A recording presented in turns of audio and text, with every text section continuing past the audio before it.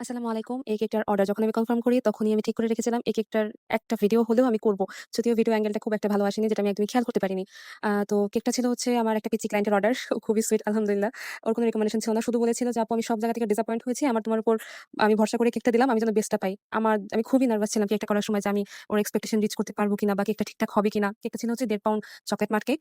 আর wait হয়েছিল আপনার at last 2.5 pound. এটা স্বাভাবিক। এই ধরনের কেকগুলো ওয়েট অনেক বেশি হয়ে যায় লাস্টলি। যেহেতু এটা পুরোটাই বাটার বেস অ্যান্ড চকলেটের উপর ডিপেন্ড করে একটা কেক তৈরি হয়। তো এই কেকের ওয়েট এতটা হওয়া স্বাভাবিক। আর কেকের বেসটা এতটাই সফট হয়েছিল আলহামদুলিল্লাহ যে লাস্টে আমার একটা ভেঙেই যায় একটা স্লাইস। যদিও ওটা কোনো ব্যাপার ছিল না, যেহেতু পুরোটাই গানাশ ফ্রস্টিং, এখানে কোনো ক্রিম যাচ্ছে না, হ্যাঁ? ভিতরের লেয়ারে আমি বেশ পরিমাণে চকো চিপস, লিকুইড গানাশ সবই ইউজ করেছি, যেটা আমার নিজের ফিউশন। যাতে কেকের টেস্টটা আরেকটু বেশি ভালো হয়। অ্যান্ড ডিজাইনের ভিডিও আমি করতে পারিনি। কারণ অনেক কিছু সেম টু সেম আমি পাইনি, যার জন্য আমি একটু নার্ভাস ছিলাম। এট লাস্ট ওর কোনো রিকমেন্ডেশন যেহেতু ছিল না, আমাকে বলেছে, "যেভাবে তুমি পারো আমার কোনো সমস্যা নেই, সেভাবেই দাও।" দেন আমি আমার উপর একটু কনফিডেন্স বাড়িয়ে আমি জাস্ট আমার মতো করে দিয়েছিলাম। অ্যান্ড লাস্টে যে পিকচারটা দেখতে পাচ্ছেন, এটাও ওই দিয়েছিল। অ্যান্ড আলহামদুলিল্লাহ কেকের রিভিউ অনেক ভালো ছিল। আমি ওর এক্সপেকটেশন হয়তো হিট করতে পেরেছি ওর ভাষ্য মতে। বাট আমি আসলটা ঠিক জানি না। বাট আমি বলব এটা খুবই চকলেটি একটা কেক। আপনারা যারা এই ধরনের কেক খেয়ে অভ্যস্ত, অতিরিক্ত চকলেট পছন্দ করেন বা একটু রিচ টেক্সচারের কেক আপনারা খুঁজছেন, তাহলে এটা অবশ্যই ট্রাই করবেন। আদারওয়াইজ বেসিক ফ্লেভার পছন্দ করলে এই কেকটা আপনাদের জন্য না।